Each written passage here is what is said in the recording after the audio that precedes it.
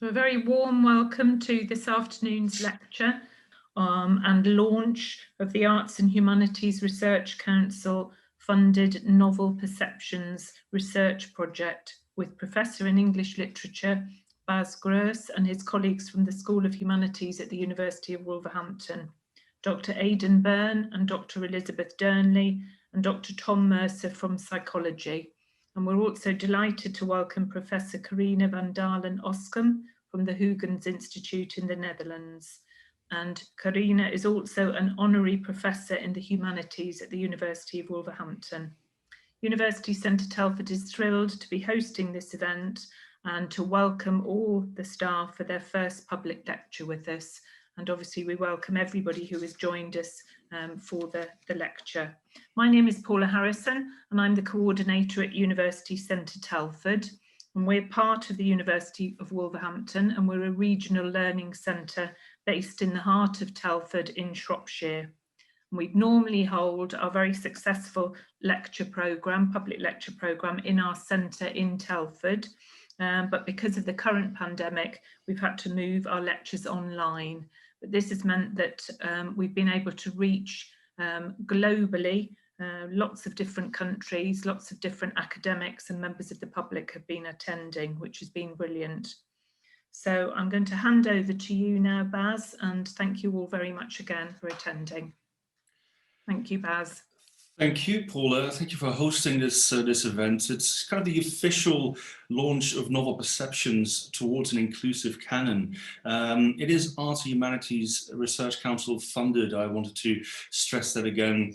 And the project is housed within the School of Humanities at the University of Wolverhampton. And it's just one of the kind of projects that is really cutting away at research and doing innovative things in the humanities. So do consider becoming a student or follow our projects if you can. I won't kind of bother with introducing some of the team that we have. Paula already did that and you'll meet them in a second. But what I want to say is that this project is really multidisciplinary. It combines psychology, English studies, sociology, and computational linguistics, and is that kind of concoction that we think will have a kind of a magic concoction for understanding some of the questions that we're answering here. And the key aim that we have is really quite simple. We want to address and probably change the canon of literary studies in English literature and really address that. And something that we want to do is create more awareness of how we read, what do we buy, what do we ask our kids to read, and what adaptations are we watching on, let's say, the BBC. So Aidan's going to go into that in a second a bit more, but I think what our project does is to chime in with a number of emancipatory debates that you see at the moment in society. What we are doing, and this is for context, is to kind of replicate research that Carina van Dalen-Oskam has done in Holland, in the Netherlands, a while ago. And we are comparing and contrasting some of the opinions that the Dutch audience has to the UK audience. And we'll be asking you to participate in a small quiz, a kind of a small survey in a second, to already start to kind of tease out what the differences may be between those two cultures. Please follow our project by following the Twitter hashtag Novel Inquiries, and we also have a project website which you can see at the bottom of the screen. The most important thing for us today is for you to fill out the reader review survey that we have launched a while ago. It's at the bottom of the screen and we'll post it in the chat later on. It's different from the quiz that we're asking you to do today, but we really ask you to take some time at the end of this talk to do this particular review, this survey, because that is what we need to kind of compare your data to the Dutch data. So I'm going to hand over to my colleague Aidan Byrne, who's going to set out the scene a little bit for our research project. Aidan, over to you. Thanks very much, Baz. I was thinking of my parents this morning when I was considering canons, because they're not great readers. I don't think they've ever read a work of fiction since they left school. and yet they have really strong ideas about what counts as literature. And they weren't shy of sharing them with me when I was living at home, consuming enormous amounts of books. And I got to wondering where they got their sense of literary values from. And it's possibly just from whatever turns up in the Daily Telegraph. But there's always been this concern for differentiating between literature with a capital L and everything else we read. You know, you often see terms such as junk or trash fiction. And there's always been a degree of tension and a degree of worry about what we're reading and what we should be reading. And this worry's always been around. You can see it in the works of Jane Austen, particularly in Northanger Abbey, where the young women are teased for reading Gothic novels. And you see it at the high point of Victorian culture, where you get people like Matthew Arnold worried about the condition of society and saying that only culture can save society by giving the working classes in particular the best that is thought and said. But there's all sorts of implicit cultural value judgments being made when we talk about the best. And some elements in society, particularly those who are culturally dominant, have had a great deal of confidence in deciding that they know best and that they know what is best. For instance, you get F.R. Leavis, who wrote The Great Tradition, saying Jane Austen, George Eliot, Henry James, Conrad, D.H. Lawrence, the great tradition of the English novel is there. And that was fairly late. That's 1948. And yet, no Virginia Woolf, for instance. He had quite a tightly drawn concept of what counts as the great tradition, of what is the best. So literary canons, they reflect the cultural conditions that they emerge from, but they also shape the ongoing cultural situation. They include particular authors and particular works of art, and they exclude others on quite opaque or unspoken criteria sometimes. And canons are designed by these cultural gatekeepers, whether they're official cultural gatekeepers in terms of the people who write reading lists for GCSEs, for A-level, for university modules. Sometimes they're unofficial, influential cultural figures who might be, you know, what we call now influencers or thought leaders, in that terrible phrase. So canons, they do change, and changing times requires new canonical boundaries. We occasionally need to sit down and think about what constitutes the best, what we should be reading about, whose voices and perspectives should be included in official canons, perhaps especially in educational settings as well, such as ours. And certainly every university goes through their reading list every so often saying, what have we missed? What perspectives are overlooked or excluded? And the Novel Perceptions project and the Novels That Shaped Our World BBC project is an exercise in asking people what their understanding of literature is, what counts as literature with a capital L, what does literary quality mean, where do their ideas of what literature means come from, and also tries to identify the shared features of work that's considered literary by large swathes of people, which is where Karina's computational analysis comes in.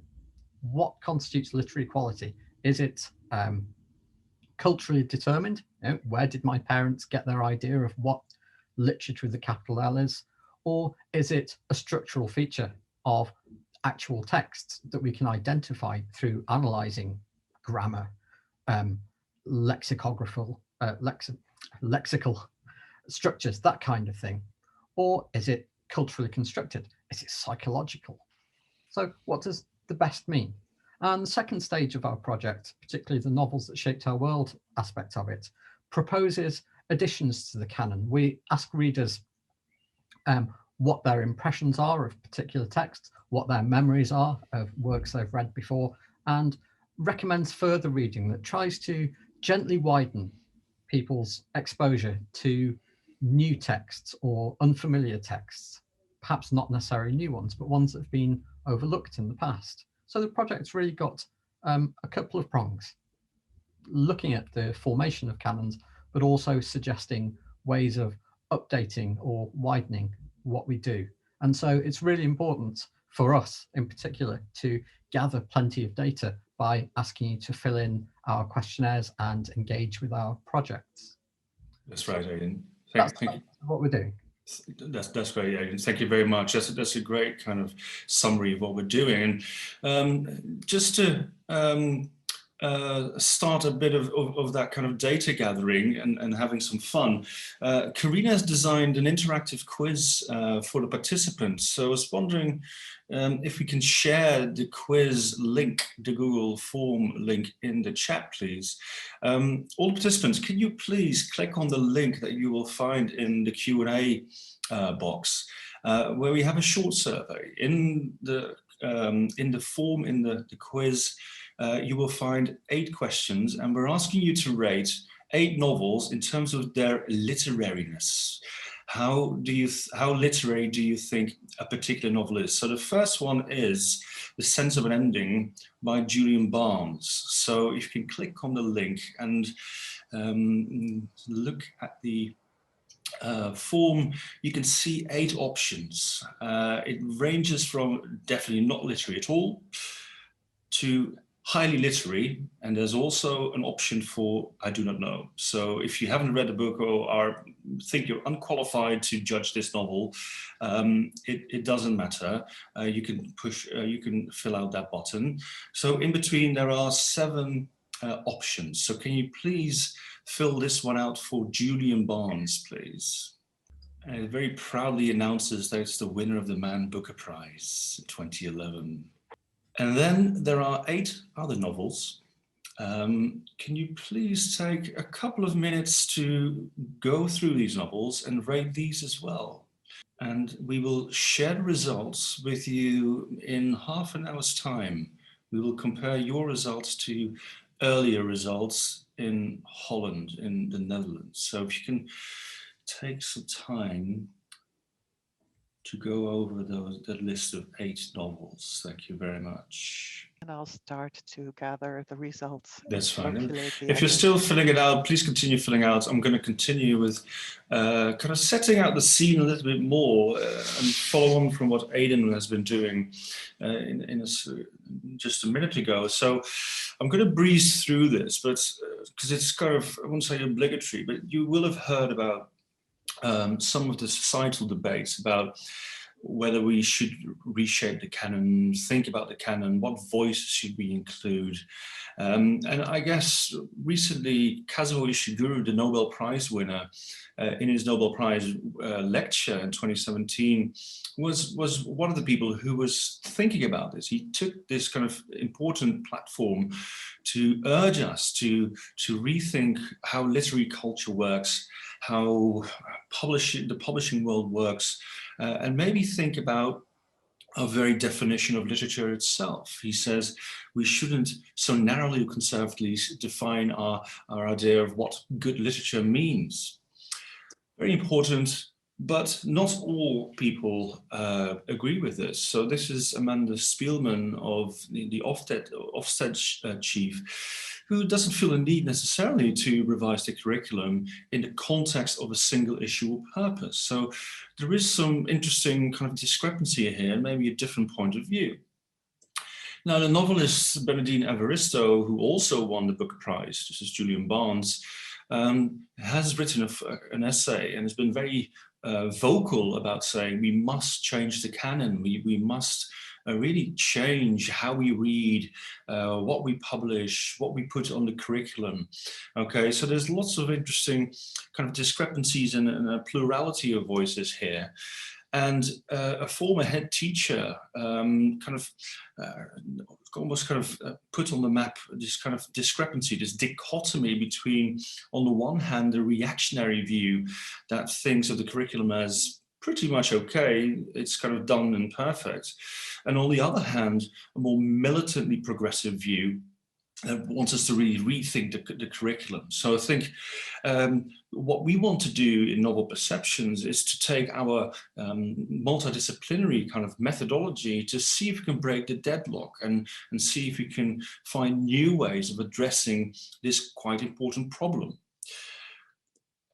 Isabel Allende, a writer, but also a literary critic, has written Liberating the Canon. And one of the things that she was thinking about was that we shouldn't just look at the content of literature, what topics does it address, but also how does the form, how does the actual shape of a fiction kind of, I don't know, shape and influence how we think about what is valuable. She also thinks about the importance of genre, and this is something that Novel Perceptions is very much interested in as well. And to give an example of that, I'm going to hand over to our colleague and research assistant, Elizabeth Durnley. Thanks very much. So I just wanted to follow on from Bass's and Aidan's discussion to say a little bit about canon formation from the perspective of some of the work that I've been doing recently on weird fiction, because I think it makes quite a good case study of some of the issues we're exploring in this project. So last year, I put together an edited collection of stories for the British Library's Tales of the Weird series. So if you've not actually come across these are volumes of ghost stories and weird tales written by mostly forgotten authors that the British Library are republishing. So I put together a volume of stories about London. That's my one on the right, the yellow one, Into the London Fog. And I just wanted to briefly talk through some of my thought processes about canon, what to include when assembling it. So if we go to the next slide, please.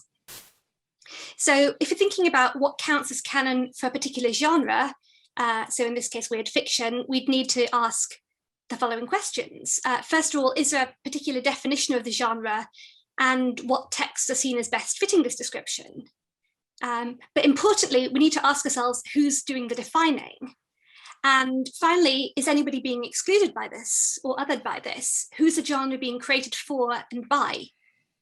So in the case of weird tales, which are a blend of horror, fantasy, and science fiction, many of the standards of the genre were formalized during the early 20th century in pulp fiction magazines like Weird Tales, which does pretty much what it says in the tin, and Astounding Science Fiction. So I've got a couple of covers here. These magazines published writers like H.P. Lovecraft, Seabury Quinn, Ray Bradbury, and went on to shape and define the genre.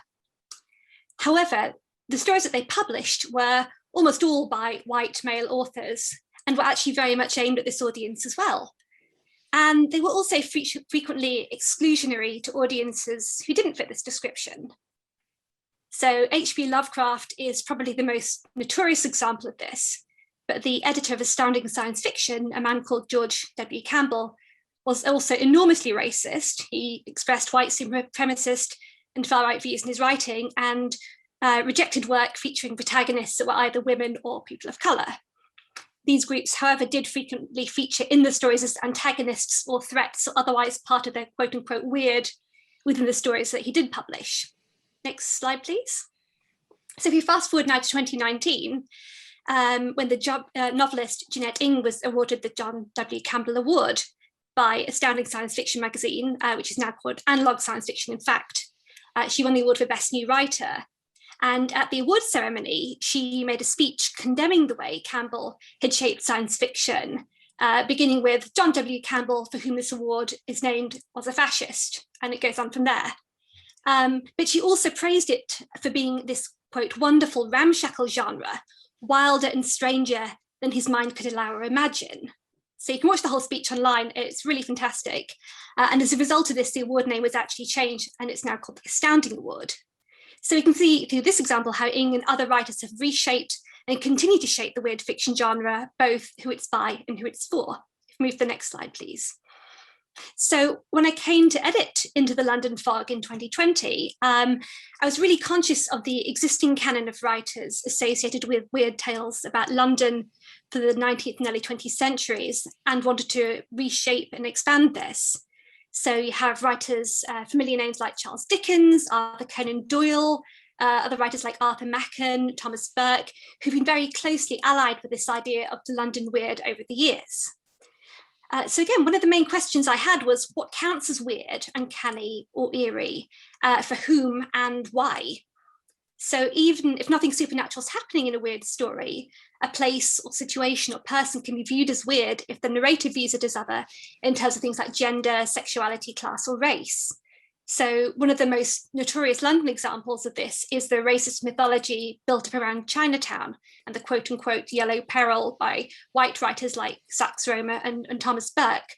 So Burke isn't particularly well known today, but he published a sensationalized collection of stories about Chinatown in 1916 called Limehouse Nights that have really continued to shape fictional depictions of the area today. So they even pop up in things like the BBC's Sherlock. Another foggy London myth that's enjoyed a lot of attention is that of Jack the Ripper, who's often sensationalized at the expense of his female victims. So I didn't want to include any of Burke's Chinatown stories in the book, and I didn't want to include anything glorifying serial killers. Instead, I wanted to include narratives and perspectives of those being othered, which provide these vital counter-narrative to metrics of weirdness set by white, male, and or straight writers. So over half the stories in the book are by women. It was really important to include as diverse a range of voices as possible, including writers of colour, queer writers, working class writers.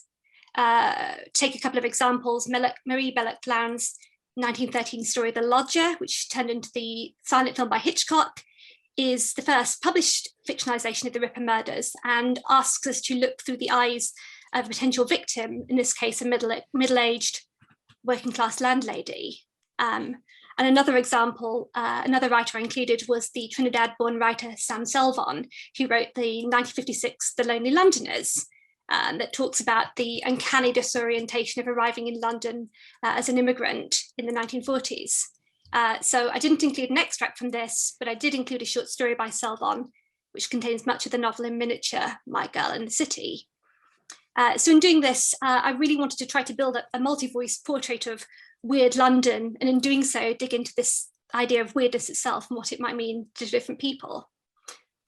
So these brief examples hopefully give a bit of an indication of how both the book that I was editing and also the wider Tales of the Weird series is attempting to expand and reshape this genre of weird fiction and some of the issues that might be involved in doing so. And hopefully they'll help to contribute to what Kit Dwell described at our event last year at the need for an expansive fluid canon. So I'll now hand over to my colleague Tom Mercer, who's going to discuss the novel Memories part of the project. Thank you, Elizabeth. Can I just say, if you have any questions, do put them in the Q&A box. We hope to answer some of the questions that you have at the end of the session. Tom.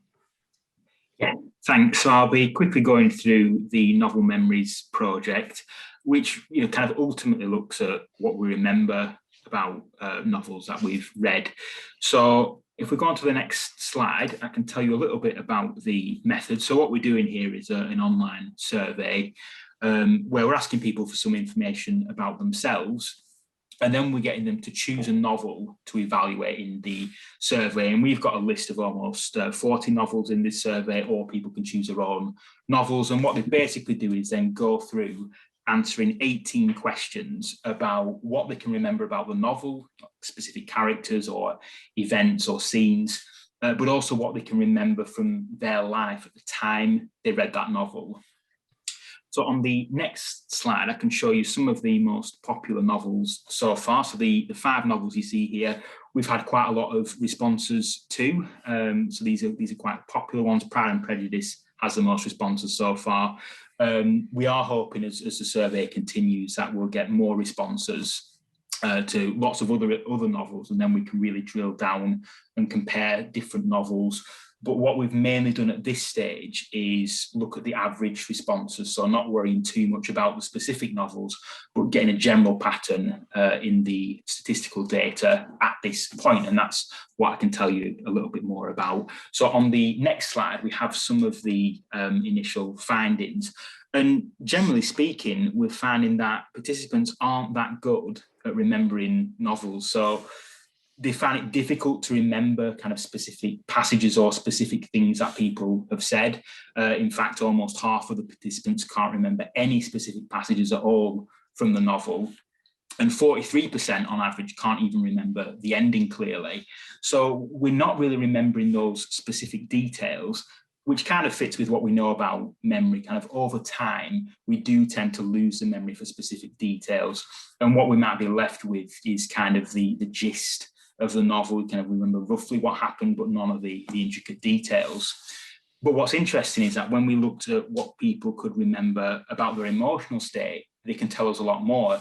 So one thing we've done is to ask people about some of the emotions that they felt when they read that novel, and they seem to be able to do that quite well. We've also asked them about their general mood state at the time they read the novel.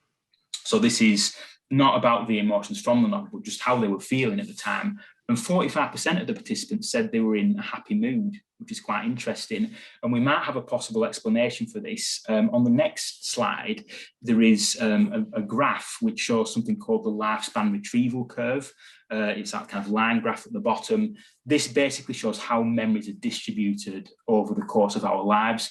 This comes from data in participants about 50 years or older, looking back on their lives, recalling memories, and we can quantify them. Generally speaking, we can remember recent events quite well. We don't remember childhood that well, but there is this kind of bump or increase in memories between the ages of 10 and 30 called the reminiscence bump. And most of the memories in that reminiscence bump tend to be positive. Now, the majority of our participants averaging out at age about 50, but the novels they've chosen to evaluate, they read those between the ages of about 12 and 30. So it nicely overlaps with the reminiscence bump. And because we remember that time quite fondly, that might be why people remember being kind of a happy, positive mood at the time. One final thing I want to say about the data so far on the next slide is about where people read these novels. So this shows the 5 most popular novels that I mentioned earlier. And what we've done is broken down where people read these novels into home environment, education environments like school, college, university, town, cities and places, all whilst commuting, travelling on holiday and things like that. And this bit's not too surprising. Generally speaking, people tended to read these at home or in school. The exception to this was Lord of the Rings, which a lot of people read whilst they're on holiday. But what's really interesting from this is when you look at the actual responses people are giving, when they're thinking about this, they are kind of being taken back to old places, for example, a childhood home or a childhood bedroom, or maybe an old school classroom. And when people are thinking about that, they're remembering the people who were there, so parents, grandparents, or a favourite teacher, a schoolmate. So although people don't remember novels that well, by thinking about them, they can bring back all these other memories about their own life. So it's really kind of helping tap into what we call autobiographical memories, which has been very interesting. But yeah, that's where we are. This is still ongoing. As I say, we hope to drill down a bit more into specific novels, but there's been some interesting stuff so far. So I'll hand over to Karina, I think, for the next part. Yes, that's great, Tom. It's so fascinating. Do you remember the actual emotion at the time of reading, or do you remember a remembered emotion? It's really quite interesting to drill down into that. But in the interest of time, we're going to hand over to Karina. So, Karina, can you share your screen? Well, I'd like to talk to you a little bit about computational literary studies, which is a new toolbox for literary studies. And the kinds of questions that we can ask with all those new opportunities is, for instance, who was the author of a text? What is the influence of a translator on the writing style of a text? Does genre correlate with the writing style of a text? What happens to the style if there are more authors or more editors involved? And we can measure all those influences on the texts. Looking further back in time, how much freedom did medieval scribes allow themselves when they copied the text? And can we compare literary style in different languages and or from different time periods? And still another one that we're working on at the moment, what can we learn about the creative writing process when we monitor authors while they're typing away on their keyboard? So when we're logging each and every hit they do on the keyboard, what can we learn from that? So there are more methods that we have due to the information technology developments. These are new methods. We still have a lot of things to learn and to try out and to experiment. They add to our toolbox. We've got mixed methods, but it's still, the questions we ask are still literary questions. So it's still literary studies. A couple of years ago, I started asking a still more ambitious question. I wanted to find out, can we measure the literary quality of modern novels? And our research question in this project, the riddle of literary quality, was: do modern novels, which are perceived as highly literary, show a different usage of stylistic features than novels which are considered to have less literary quality? In other words, for the more scholarly inclined, what are the current conventions of literariness in the Netherlands? This research was started in 2012, and our methodology was to combine a stylometric analysis of 400 novels with the responses of readers in a large survey in which they gave their opinions about the same 400 novels. We called it the National Readers Survey. And by correlating the readers' opinions with the literary style we could measure, we hope to get more insight into the existing literary conventions at the time. Now, the 8 novels that you just had a look at and that you gave your opinion on were part of that 400 novels that we asked the opinions of the Dutch readers about. And they may have read these in translations, in Dutch translations, or in the original English. And these were the scores they gave for the novels. 6.6 on a scale of 7 for The Sense of an Ending at the top, and the lowest of the lowest, 50 Shades of Grey, 2.1, which was really the least literary novel according to the almost 14,000 Dutch respondents. And you'll be curious to see what your scores were. I excluded the I do not know answers. We had 28 responses in total. And here I show you what came out of your responses. And what you will notice is that there isn't that much of a difference between what the Dutch audience thought in 2013 and your opinions, which is quite intriguing, I think. So this is the first part of the research. The second part is then to have a look at the novels themselves and see how they look alike, for instance, in the usage of words. Words are the most basic data we have for computational literary analysis. We can count words very easily, and we can run all kinds of statistics on the word frequencies to find out general ideas about the novels in question. So I've taken these 8 novels and I've done a cluster analysis on the 1,000 most frequent words in these 8 novels together. So this graph only says something about the relations between these 8 novels. And the further to the right the novels are connected, the more they look alike in the usage of these 1,000 most frequent words. So Nicole Krauss and John Boyne, their novels are most alike. And after that, they look most like Barnes, The Sense of an Ending, then Gilbert, Eat, Pray, Love, etc. And so we see one set of 6 novels that look a lot alike in their word usage. And they are very different from 2 other novels, 50 Shades of Grey of E.L. James and Room by Emma Donoghue. This is one approach. This gives us a general idea about how much these novels differ or are alike. Another statistical approach is principal component analysis, which looks at more dimensions of the words. And this is a visualization of a principal component analysis. And for now, the most relevant thing to keep in mind is you see a map, and each of the 8 novels are placed on this map. And the closer they are together, the more they look alike in the usage of the 1,000 most frequent words. And what we see here is that the closest together here are Barnes and Eat, Pray, Sense of an Ending, and Elizabeth Gilbert, Eat, Pray, Love. And I think that is a very surprising combination. After that, here we find closely together Boyne and Krauss. And here are the 2 adventure or thriller novels. And at the other side of the graph, separated from the rest, Room and 50 Shades of Grey.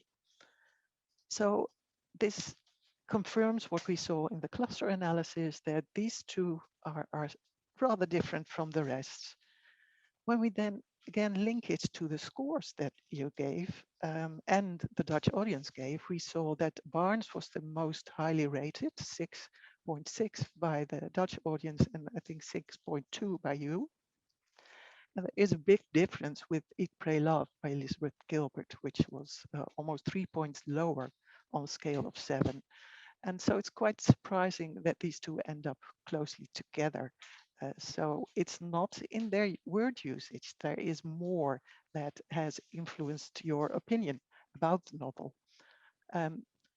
Something else that's interesting can be remarked for Room and for 50 Shades of Grey.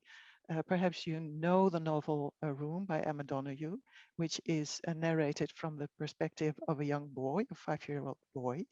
And you can see that in the language of the text. It's the language is at the level of a 5-year-old boy.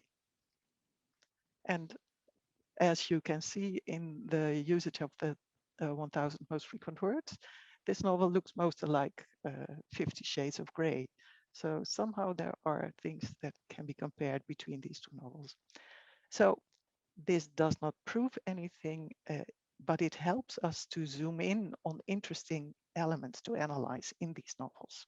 And in that way, we hope to find out more about why is a Room seen as way more literary than 50 Shades of Grey, and why is Barnes much more literary than Elizabeth Gilbert. So that's why these kind of surveys are so important for our research. We can analyze the text, but if we don't have a reference in your opinions as readers, we cannot say very much. So your answers to the big survey of 400 novels, which you can find on the Enquire platform, so the 2020 Reader Review, is very necessary for us to do the next step in our research. And I gladly invite you to take a look at that survey after this event. Time for the Q&A now. Okay, thank you very much, Karina. That was fascinating. We've got 2 questions posted already, and please feel free to add more, and I'll do them in order, I suppose. And the first question is from somebody who has remained anonymous, who says, I wonder whether increasing understanding of factors like aphantasia affects recall of novels. I guess that's a psychological question. Shall we go for Tom first on that one? And then Baz? Yeah. Happy to start that one off. So, yes, it's a really interesting question. The whole sort of aphantasia is people who just can't visualize because they have no visual imagery, and we know there are big individual differences in people's visual imagery. And there has been prior research which shows it does connect with memory. So the better somebody's visual imagery, the better their memory tends to be as well. They have kind of richer, more detailed memories that feel more complete and accurate. So yeah, I think it's very likely that would also affect the recall of novels. It's not something we've directly looked into. We do have some demographic factors like age and gender, whether a person's read the book multiple times or seen adaptations that we'll look at. But yeah, I think that the question shows there's a lot of other factors that are likely to play a role in that. Yeah, I agree that aphantasia is probably very key. Baz, would you like to add any observation to that, or? Yeah, I think there's new ground that we can cover, but this is really Tom's kind of field, I think. But we are working on this still, and this is a very good kind of comment, I feel, and the relationship between also mental health and other effects that we have also in society is something that we can drill down into, as Tom was saying earlier. So I think this is something we need to have a chat about, Tom. Definitely.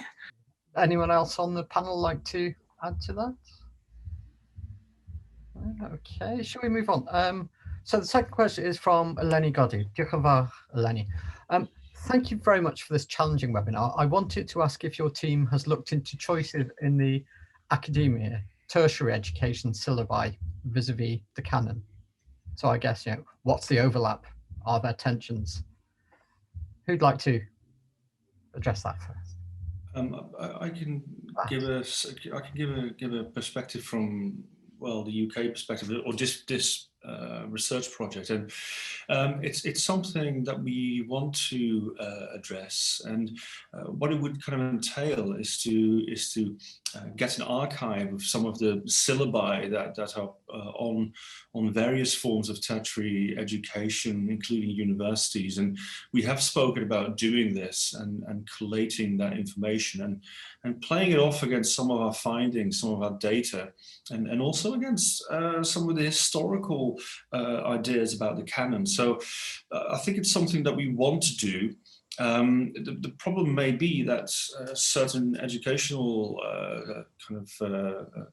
systems or groups, they don't want to hand the information. So, but it's something that we want to explore. I'm not sure, maybe Karina, have you done this in Holland by any chance? We have not done this in the Netherlands, but there are a lot of colleagues of mine who are having a closer look at that kind of elements, but also in high schools. And there are many curricula that are still very exclusive, you could say. Yeah. A lot of work needs to be done.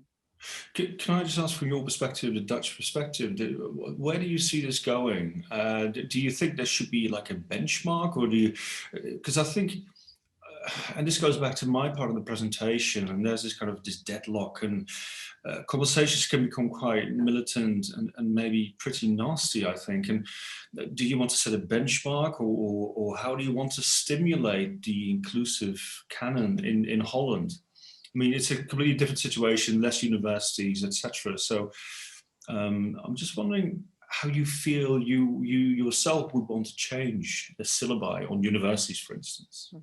I think we'd have to start at high schools or even elementary schools in giving a more diverse list of books to select from.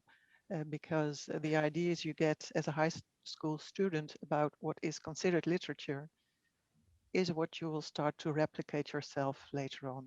So the sooner we open up the list to more and more different perspectives, the better. Interesting. So this will also entail some discussions with government, I feel, because it really depends on who sets the curriculum and how much freedom, let's say, head teachers and other teachers have to set the curriculum. Absolutely. I know that a couple of years ago, Michael Gove was making very public interventions about what should and shouldn't be on high school curricula.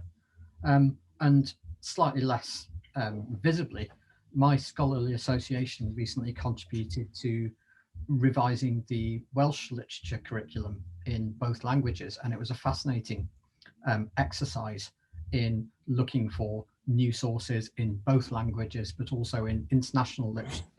And the criteria were anything from what's good, what's representative, what's overlooked, what might reflect shared experiences, how much minority experiences of any sort should be included. And it was a set of very interesting conversations with quite a good outcome, but the media coverage was overwhelmingly hostile, which rather depressed some of the people who contributed. So it was a very interesting discussion, but also quite a fraught one. Interesting. And one of the questions we're asking as well is not just should books that we read on syllabi or wherever GCSE levels, should it be literary, but also should they be enjoyable? Because I think we're in an age where the literacy and just reading per se is on the, I wouldn't say on the threat, but it's in decline to some degree. And maybe if we ask people to just admit, sort of, do you like reading 50 Shades of Grey? Why not, I don't know, study that? Because that will trigger at least some sort of engagement with fiction and with the world of literature. Absolutely. Or books. A few years ago, our colleagues here made the front page of some of the tabloid newspapers for a module that looked at banned books and taboo books. And the front page of one of the tabloids, the headline was, "What the Dickens are they teaching?" which they thought was a hilarious gag. It also tells you an awful lot about literary values out in the commentariat or out in the media. Shall we move on slightly? Kerry Hadley-Priest, who is an acclaimed author herself, says, thinking of the comments about weird fiction, how do you think its categorization of otherness might necessarily exclude it from a traditional idea of the canon? It's a really good question. Yeah, I guess in terms of, if you mean by sort of, if it's considered other, then it's necessarily sort of outside of canons just by default. I think often it might want to position itself as such, but I guess any time sort of non-traditional canons form, you have to sort of think about the danger of, does that itself become this exclusionary thing? So even if it's positioning itself as sort of, as something other than the mainstream canon, it might then form its own, which obviously can be a good thing or not. But yeah, I think it's really interesting to think of that. Does that exist alongside other canons? To what extent does it interrelate to them? Definitely. To some extent, it's a marketing issue as well, isn't it? Right. Yeah. Advantage to being seen as other or underground or edgy in some way. Yeah, definitely. To some extent. I guess Karina could say something about that. When we selected our 400 novels, yeah, they come pre-packaged with particular codes, right? So, and of course, not all novels or genre fictions fit neatly into that box. So maybe there's a wider discussion to be had here about, I don't know, maybe exploding the idea of genre and negating that idea. But of course, publishers wouldn't want that. We got a final question, I think. I'm not sure who this is from, but the question is, when considering the stereotypes around science fiction, fantasy, weird fiction, do you find these books, even if inclusive, are considered less literary? Ooh, who should we start with this? And then how about Karina? Well, what we noticed, even in this very small survey that you took, is that there is clearly a hierarchy in genre as to literary quality. So books presented as literary novels or literary fiction or general fiction get higher ratings than genre fiction. And so it seems to be that the idea that genre fiction can also be literary is somehow impossible in the reader's minds, which is a pity, of course, because, well, there are many, many very good genre fiction novels. Absolutely. Would anyone else like to add to Karina's observation? I think this is a question for Elizabeth, I think. Yeah.